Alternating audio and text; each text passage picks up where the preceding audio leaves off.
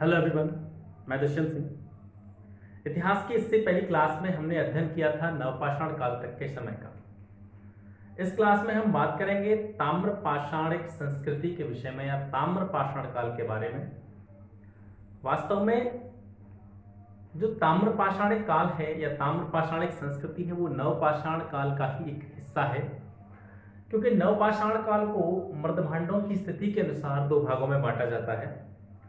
एक है वो समय जिस समय मृदभांड हमें खुदाई में या फिर खोजबीन के पश्चात मिले थे, और एक समय वो है जहां पर हमें मृदभांड मिलने लग गए थे। ठीक है, जैसे खोजबीन चलती रही, रिसर्च हुई और पुराने जो भी पुराने स्थान थे, पुरास्थल थे, उनकी खोजबीन या खुदाई प्रारंभ हुई थी। उसके बाद में हमको क्या हुआ था कि मृदभांड मिलने लग गए थे। तो नवपाषाण काल को मृदभांडों की स्थिति के अनुसार दो भागों में बांट देते हैं। एक होता है गैर मृदभांड नवपाषाण काल और एक होता है मृदभांड नवपाषाण काल। तो आप जानते हैं जो धातु का प्रयोग प्रारंभ हुआ था, धातु यानी मनुष्य द्वारा सबसे पहले प्रयुक्त की गई धातु आप जानते हैं तांबा थी। तो जो तांबा का या धातु का प्रयोग किया गया था वो मृदभांड नवपाषाण काल के समय में किया गया था, यानी ये अपने जब अंतिम चरण की तरफ जा रहा था उस समय मनुष्य ने धातु अर्थात तांबे का प्रयोग प्रारंभ किया था। ठीक है, तो आज का टॉपिक है ताम्र पाषाणिक संस्कृति। ताम्र पाषाण, इस शब्द को अलग अलग किया जाए तो आप देखेंगे इसमें दो शब्द छुपे हुए हैं, तांबा और पाषाण।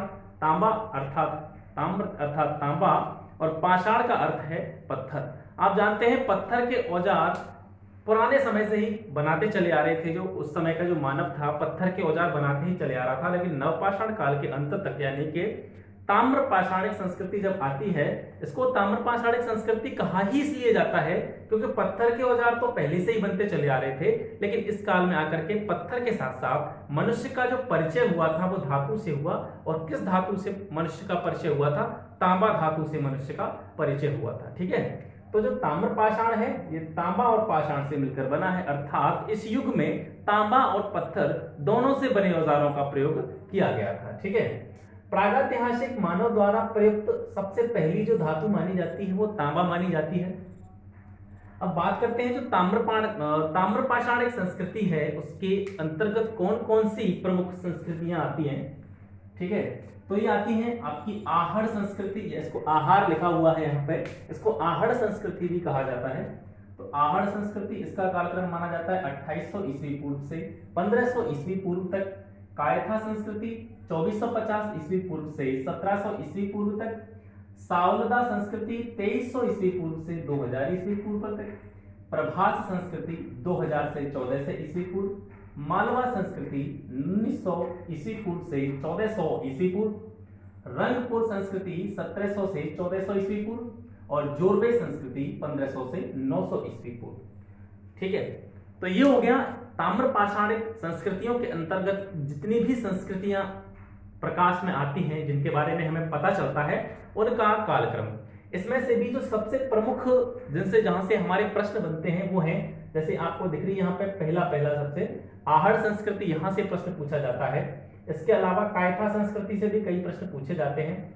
मालवा संस्कृति, रंगपुर से भी वैसे कम आता है, लेकिन यहाँ पे रंगपुर और जोरबे संस्कृति, ये आपकी जो चार संस्कृतियां हैं ये बेहद प्रमुख संस्कृतियों में से एक है। ठीक है, जैसे जैसे हम इस चैप्टर को आगे बढ़ाते जाएंगे तो इसके साथ साथ इन संस्कृतियों से संबंधित जो सामाजिक जीवन था, कौन कौन सी चीजें इन संस्कृतियों से संबंधित कौन कौन सी चीजें हमें प्राप्त हुई, ये संस्कृति जो है उस समय के किस क्षेत्र तक फैली हुई थी, कौन कौन से क्षेत्र इन संस्कृतियों के अंतर्गत आते थे, इन सभी के बारे में क्रमबद्ध तरीके से अध्ययन करते चलेंगे। ठीक है, तो सबसे पहले बात करते हैं प्रमुख ताम्र पाषाणिक स्थलों के विषय में कि सबसे पहले हम बात करेंगे जो सबसे प्रमुख स्थान थे जहां पर ताम्र पाषाणिक संस्कृति पनपी थी। ठीक है, तो अब बात करते हैं दक्षिण पूर्वी राजस्थान की। तो जो बनास नदी है, राजस्थान में नदी है बनास नदी के नाम पर ही इस संस्कृति का नाम बनास संस्कृति भी पड़ा,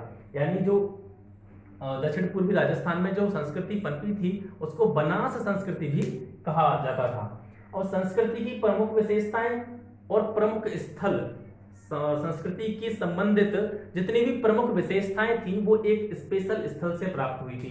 जैसे जो आहड़ नाम का स्थान है, आहड़ नाम के स्थान से इस संस्कृति की सबसे ज्यादा चीजें प्राप्त होती हैं, सबसे ज्यादा विशेषताएं इसी स्थान से हमें देखने को मिलती हैं और इसी के आधार पर इसको आहड़ संस्कृति भी कहा जाता है, आहड़ संस्कृति भी कहा जाता है।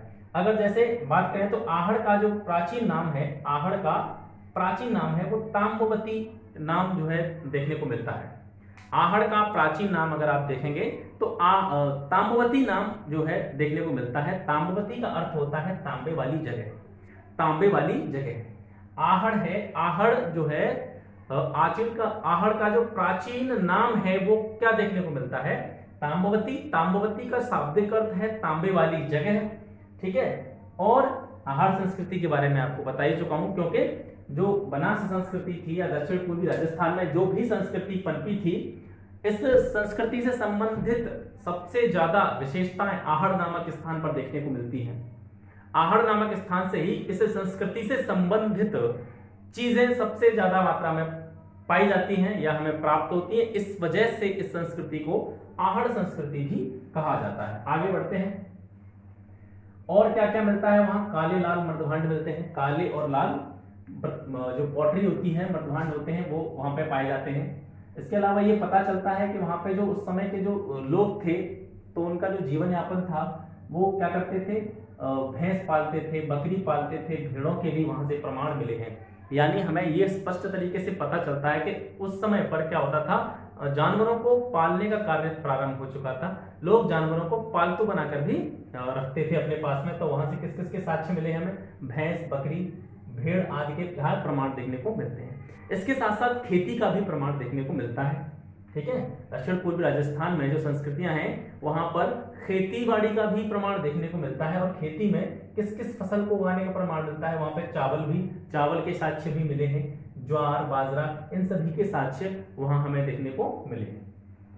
इसके अलावा वहां के जो लोग थे उनके जो घर थे, घरों की दीवारें किससे बनी हुई थी, पत्थर से भी बनी हुई थी और कच्ची ईंटों से भी देखने को मिलते हैं। दोनों तरह की दीवारें उस समय वहां देखने को मिलती हैं। जैसे ईंटें पक्की नहीं थी, कच्ची मिट्टी की जो ईंटें होती हैं बिना पकी हुई, उनके मकान देखने को मिलते हैं। इसके साथ साथ हमें पत्थर के मकान भी देखने को मिलते हैं।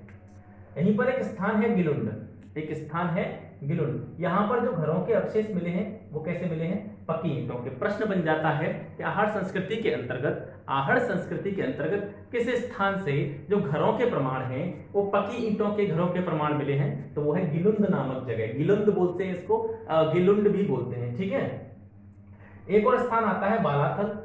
बालाथल से क्या मिला है, टेराकोटा और तांबे के औजार प्राप्त हुए हैं। बालाथल से क्या प्राप्त हुआ है, टेराकोटा और तांबे के औजार प्राप्त हुए हैं। इसी में एक स्थान है मालवा। इसमें कौन सा स्थान आता है, मालवा। तो मालवा की जो संस्कृति थी वो मालवा की संस्कृति मूलतः किस नदी के किनारे विकसित हुई थी, किस नदी घाटी में विकसित हुई थी, वो नर्मदा नदी घाटी में विकसित हुई थी। मालवा की जो संस्कृति थी, मालवा संस्कृति थी वो कहां पे विकसित हुई थी, मूलतः नर्मदा नदी घाटी में विकसित हुई थी, ठीक है। इसके जो प्रमुख स्थल हैं वो कौन कौन से माने जाते हैं, मालवा संस्कृति के जो प्रमुख स्थल हैं वो है कैथा। कैथा को कायथा, जैसे यहाँ पे आपने देखा हुआ कायथा लिखा हुआ, उसी को कैथा बोला जाता है। तो कायथा है, एरच है, नगदा है, नवदा टोली है। और ये जो स्थान आपको यहाँ पे दिखाई दे रहे हैं, कैथा, एरच, नगदा, नवदा टोली, ये सभी पश्चिमी मध्य प्रदेश से संबंधित हैं, ठीक है। जितने भी स्थान यहाँ पे दिख रहे हैं जो मालवा संस्कृति से संबंधित हैं, कैथा, एरच, नगदा, नवदा टोली, ये सारे स्थान पश्चिमी मध्य प्रदेश से संबंधित हैं। अब कायथा संस्कृति के बारे में बात करते हैं। देखो जो मालवा संस्कृति थी, जो मालवा में जो सबसे प्रमुख स्थान थे, कायथा था, एरच था, नगदा था, नवदा टोली था, ठीक है। तो अब बात करते हैं कायथा संस्कृति की। जो कायथा संस्कृति मानी जाती है वो हड़प्पा सभ्यता की समकालीन मानी जाती है। इनका जो समयावधि है लगभग एक दूसरे को मतलब एक दूसरे के समकालीन ही है, ठीक है। कायथा संस्कृति हड़प्पा की समकालीन क्यों मानी जाती है, क्योंकि यहाँ पे क्या था कि हड़प्पा में जो भी पॉटरी मिली है, बर्तन वगैरह मिले हैं या ब्रह्मांड मिले हैं हड़प्पा सभ्यता की खोजबीन के दौरान, उनकी सिमिलरिटी कायथा संस्कृति से प्राप्त पॉटरी से बिल्कुल मिलती जुलती है। यानी जो कायथा संस्कृति में जो पॉटरी हमको प्राप्त हुई है उसकी समानता बिल्कुल किससे मिलती है, हड़प्पा संस्कृति से, हड़प्पा संस्कृति से जो है हड़प्पा संस्कृति में जितने भी हमको क्या मिले हैं, पोट्री मिली है, उसकी समानता कैसे दिखाई जाती है, कायथा संस्कृति से। दोनों जगहों पर जो भी पोट्री मिली है उनमें क्या है, सिमिलरिटी देखने को मिलती है। इसीलिए इतिहासकारों का ये मत है कि जो कायथा संस्कृति थी वो हड़प्पा सभ्यता की समकालीन रही होगी, ऐसा अनुमान लगाया जाता है। इसके अलावा कायथा संस्कृति में कौन कौन सी चीजें देखने को मिलती हैं, यहाँ से हमें 29 कंगन मिले हैं, 29 कंगन देखने को मिले हैं। इसके अलावा 2 अद्वितीय ढंग की कुल्हाड़ियां हमें प्राप्त हुई हैं, थोड़ी विचित्र तरीके की कुल्हाड़ियां, जैसे कुल्हाड़ियां जो हैंडेक्स संस्कृति आपकी चली आ रही थी वहां पे भी कुल्हाड़ियां हमें मिलती रही हैं, लेकिन वो धातु की नहीं थी, वो पत्थर की कुल्हाड़ियां मिलती थी। लेकिन यहाँ पे उनसे थोड़ा सा डिफरेंट टाइप की कुल्हाड़ियां मिली हैं, कहाँ पे, कायथा में। इसके अलावा स्टेटाइट, कैमेलियन पत्थर, एक पत्थर का प्रकार होता है स्टेटाइट और कैमेलियन, ये थोड़ा सा एक चमकीला और क्या कहते हैं इसको, ऐसा बोल सकते हैं बहुत महंगा पत्थर होता है स्टेटाइट और कैमेलियन, इसको कीमती पत्थर की श्रेणी में रखा जाता है। तो इन पत्थरों से बने हुए आभूषण भी यहाँ पे देखने को मिले हैं। इससे ये अंदाजा लगाया जाता है कि कायथा संस्कृति के जो लोग थे वो कैसे रहे होंगे, अमीर लोग रहे होंगे, वो कैसे रहे होंगे, अमीर लोग रहे होंगे। ठीक है, मालवा संस्कृति के बारे में बात करते हैं। मालवा संस्कृति में जो मर्दभांड पाए गए हैं वो मालवा, उनको नाम दे दिया गया मालवा मर्दभांड। और जो मालवा मर्दभांड हैं वो ताम्र पाषाण काल के सभी मर्दभांडों में सबसे सर्वश्रेष्ठ माने जाते हैं। ठीक है, पॉइंट याद करने का है कि जो मालवा के मर्दभांड हैं ताम्र पाषाणिक संस्कृति में, पूरी ताम्र पाषाणिक संस्कृति में जितने भी मर्दभांड पाए गए हैं, जिन स्थानों से भी मर्दभांड पाए गए हैं, उसमें जो है मालवा के जो मृदभांड हैं वो सबसे उच्च कोटि के माने जाते हैं। ठीक है, सर्वश्रेष्ठ माने जाते हैं। इसके अलावा हमको यहाँ पे क्या मिला है, चरखा मिलता है, तकली मिलती है, चरखा जिससे सूत काटा जाता है। ठीक है, वो चरखा और तकली ये सब सूत काटने के या जो कपास होता है, कपास से धागे बनाने की प्रक्रिया में इन उपकरणों का प्रयोग किया जाता है। तो मालवा संस्कृति में ये चीजें हमको मिली हैं। ठीक है, कि खोजबीन में हमें प्राप्त होती है चरखा और तकली। तो इससे अंदाजा लगाया जा सकता है कि वहां के जो लोग थे वो कताई बुनाई में कैसे रहे होंगे, दक्ष रहे होंगे। वहां के जो लोग थे वो कताई बुनाई में यानी कपड़ा बनाने की जो कला थी उसमें कैसे रहे होंगे, वो एक्सपर्ट रहे होंगे, दक्ष रहे होंगे। इसके अलावा मालवा संस्कृति में एक स्थान आता है नवदा टोली। नवदा टोली काफी फेमस स्थान माना जाता है और इसके संबंध में प्रश्न पूछा जाता है कि जो नवदा टोली का उत्खनन कार्य किया गया था, नवदा टोली के जो खुदाई हुई थी उसके जो उसमें जो प्रमुख योगदान रहा था वो किसका था, एच.डी. सांकलिया, एच.डी. सांकलिया। ठीक है, इनका जो है योगदान रहा था नवदा टोली की खुदाई करने में, इनका उत्खनन करने में। और जो नवदा टोली है वो ताम्र पाषाणिक संस्कृति में जितने भी स्थलों का उत्खनन किया गया था उसमें सबसे विस्तृत उत्खनित स्थल है। ठीक है, नवदा टोली है सबसे बड़ा और विस्तृत उत्खनित स्थल है किस संस्कृति का, ताम्र पाषाणिक संस्कृति का। ठीक है, अब बात करते हैं महाराष्ट्र की। महाराष्ट्र के कुछ महत्वपूर्ण स्थल हैं जैसे जोरवे, नेवासा, दायमाबाद। महाराष्ट्र के स्थलों में जोरवे, नेवासा और दायमाबाद, ये तीनों स्थान जो हैं ये अहमदनगर जिले से संबंधित हैं। जोरवे, नेवासा और दायमाबाद ये तीनों स्थान अहमदनगर जिले से, महाराष्ट्र के अहमदनगर जिले से संबंधित हैं। ठीक है, और इन तीनों स्थानों में भी अगर बात करें तो दायमाबाद जो है इस जगह का यानी इस स्टेट का, महाराष्ट्र का सबसे प्रमुख स्थल माना जाता है ताम्र पाषाणकालीन संस्कृति में।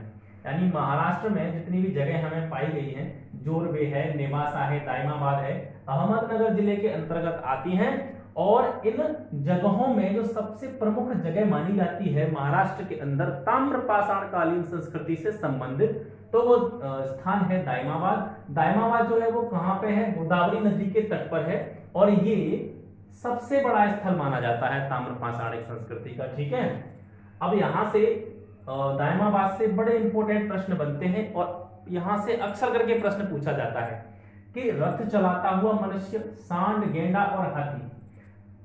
दायमाबाद से हमें 4 मूर्तियां प्राप्त हुई हैं, 4 मूर्तियां, वो भी काय की, तांबे की यानी मेटल की 4 मूर्तियां प्राप्त हुई हैं। और सबसे प्रमुख बात यह है कि जो 4 मूर्तियां हमको यहां से प्राप्त हुई हैं वो कैसी हैं, वो ठोस धातु की बनी हुई है। कैसी हैं, ठोस धातु की बनी हुई है। तो कौन कौन सी मूर्तियां हैं, रथ चलाता हुआ मनुष्य, सांड की मूर्ति, गेंडे की मूर्ति और हाथी की मूर्ति। और ये चारों मूर्तियां जो है तांबा मेटल से बनी हुई हैं और ठोस तांबे से निर्मित हैं। ठीक है, अगर यहाँ फसलों की बात करें अगर दायमाबाद में ताम्रपाषाण कालीन संस्कृति से संबंधित फसलें कौन कौन सी उगाई जाती थी? जौ, गेहूं, मटर और मसूर। यहाँ से एक चीज और प्रमुखता से जानने योग्य ये है कि दायमाबाद से जिन फसलों के साक्ष्य हमको देखने को मिलते हैं, वहां से हमें ये पता चलता है कि यहाँ दालों का जो है खेती भी प्रारंभ हो गई थी, दालें उगाना भी प्रारंभ लोगों ने कर दिया था। इसके अलावा यहाँ से मिली है एक सांड के साथ जुड़ी हुई मातृ देवी की मूर्ति। मातृ देवी की एक मूर्ति मिली है जो जुड़ी हुई है किसके साथ? एक सांड की मूर्ति के साथ जुड़ी हुई है। और ये जो मूर्ति हमें मिली है वो कैसी है? मिट्टी की मूर्ति है, कच्ची मिट्टी की, ठीक है, कच्ची मिट्टी से बनी हुई मूर्ति है। तो इस मातृ देवी की मूर्ति को देख करके ये अनुमान आसानी से लगाया जा सकता है कि वहां पर जो है पूजा पाठ या अनुष्ठान उस समय में लोगों में प्रारंभ हो गया था और वो मातृ देवी को देवी के रूप में मानते थे। इसके अलावा अगर बात करें, लोग जब एक्सपायर हो जाते थे, वहां पे जब लोगों की मृत्यु हो जाती थी, तो वहां से कुछ ऐसी चीजें मिली हैं जैसे कि लोगों को जलाने के बाद में या उनका अंतिम संस्कार करने के बाद में उनकी जो अस्थियां हैं, उनकी जो राख होती थी, उनको एक कलश में रखा जाता था और उस कलश में रख करके उन्हें अपने ही घर के फर्श के नीचे दबा दिया जाता था। यानी घर में जो फर्श होता है उसको खोद करके उसमें वो हड्डियों से भरा हुआ, अस्थियों से भरा हुआ कलश है वो उसमें रख दिया जाता था और उसके साथ कुछ तांबे के औजार और कुछ अन्य वस्तुएं भी उस कलश के साथ रखते थे। ये यहाँ से इस चीज से ये स्पष्ट होता है कि वहां उन लोगों के मस्तिष्क में, उन लोगों की सोच में कहीं ना कहीं ये विचारधारा रही होगी कि वो विश्वास करते थे कि ये जो मृत व्यक्ति है ये दोबारा से जन्म लेगा, पुनर्जन्म लेगा और वहां पर उसे इन सभी चीजों की आवश्यकता पड़ेगी, ऐसी उनकी मेंटेलिटी रही होगी, ठीक है। तो वहां पे कलश समाधान के जो है प्रमाण मिलते हैं और इनको कहां पे रखा जाता था? घरों के फर्श के नीचे रखा जाता था। इसके अलावा वहां से जो कंकाल मिले हैं, बच्चों के और व्यक्तियों के जो कंकाल मिले हैं, उनकी जांच करने पर पता चला है कि वहां दंत क्षरण की समस्या भी पाई गई थी और इसके साथ साथ स्कर्वी रोग के प्रमाण भी देखने को मिले हैं। इसके अलावा वहां काले पॉलिश युक्त मृदभांड भी देखने को मिले हैं। ये सारे फैक्ट हैं, ये दायमाबाद से आपके संबंधित हैं। इसके बाद में आता है इनाम गांव। इनाम गांव संबंधित है जोरवे संस्कृति से, ठीक है। इनाम गांव का संबंध किससे है? जोरवे संस्कृति से। और जोरवे संस्कृति में क्या क्या मिला है हमें? चूल्हों सहित कच्ची मिट्टी के मकान देखने को मिलते हैं। चूल्हों सहित यानी चूल्हे, मिट्टी के चूल्हे और कच्ची मिट्टी के मकान, इनके अवशेष यहाँ देखने को मिले हैं। इसके अलावा गोलाकार गड्ढों वाले मकान, ठीक है, गोलाकार गड्ढा और उसके अंदर मकान, इन चीजों के अवशेष भी इनाम गांव या जोरवे संस्कृति में देखने को मिलते हैं। नैदानिक मृदभांड, डायग्नोस्टिक पॉटरी जिसको बोला जाता है, नैदानिक मृदभांड, यानी पहले जो मृदभांड बनाए जाते थे वो सीधे सीधे सिंपल से बना के रख देते थे। इसके बाद में इन पर कारीगरी प्रारंभ हो गई थी, चित्रकारी, ठीक है। तो जो मृदभांड मिले हैं वो कैसे मिले हैं? डायग्नोस्टिक मिले हैं। इन पर क्या था? चित्रकारी करना प्रारंभ हो गया था। इसके अलावा घर के फर्श के अंदर अस्थि कलश यहाँ पर भी प्राप्त हुआ है। यानी अभी जो बताया था ना, यहाँ पे बात चल रही थी, दायमाबाद की बात चल रही, दायमाबाद से कुछ ऐसे कलश समाधानों के प्रमाण मिले हैं जिन्हें अपने ही घर के अंदर फर्श के नीचे रख दिया जाता था और वही सेम चीजें यहाँ से मिली हैं इनाम गांव से, ठीक है। इनाम गांव से भी ये देखने को मिला है, घर के फर्श के भीतर जो है अस्थि कलश देखने को मिला है। इसके अलावा सामाजिक दूरी का यहाँ से पता चलता है। सामाजिक दूरी से आप क्या समझते हैं? सामाजिक दूरी वहां का जो उस समय का जो समाज था, तो जो पैसे वाले लोग होते थे, जमींदार लोग होते थे, वो कहाँ रहते थे? गांव के बीच में रहते थे। उनके मकान जो होते थे गांव के बीच में होते थे और बाकी जो सामान्य व्यक्ति होते थे वो गांव से बाहर रहा करते थे। यानी इससे ये स्पष्ट होता है कि उस समय के लोगों में भी आपस में सामाजिक दूरी देखने को मिलती है, ठीक है। तो ये हो गया ताम्रपाषाणिक संस्कृति का पहला पार्ट। इसके बाद में इसका एक और पार्ट आएगा और ताम्रपाषाणिक संस्कृति खत्म हो जाएगी। उसके बाद में थोड़ा सा लौह युग के बारे में बात करेंगे। फिर लौह युग खत्म करने के बाद में जितने भी 3 पार्ट्स हमने पढ़े हैं या पढ़ लेंगे अगली वीडियो सहित, तो इन तीनों पार्ट्स से संबंधित यानी पूरे ऐतिहासिक, प्रागैतिहासिक काल, नवपाषाण काल, मध्य पाषाण काल जो भी हमने यहाँ पे बताया है, इस पूरे से संबंधित जो भी अच्छे अच्छे प्रश्न होंगे, पिछली परीक्षा में पूछे गए होंगे, उनसे संबंधित एक क्लास के साथ ही इस वाले चैप्टर का पूरी तरह से सॉल्यूशन हो जाएगा। उसके बाद फिर आएंगे हम हड़प्पा सभ्यता पर, ठीक है।